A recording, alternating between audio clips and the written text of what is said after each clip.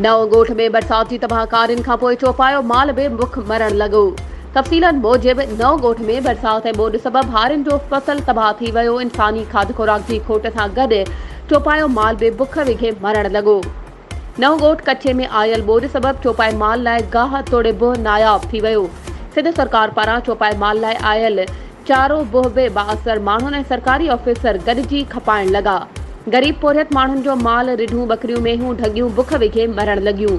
मालवंदन सिंध हुकूमत ऐं Sindh high court जे chief justice खां मुतालबो कयो त चौपाए माल लाइ आयल सरकारी बुह खपाईंदड़नि ख़िलाफ़ कानूनी कार्रवाई जो पिणु मुतालबो करे छॾियो।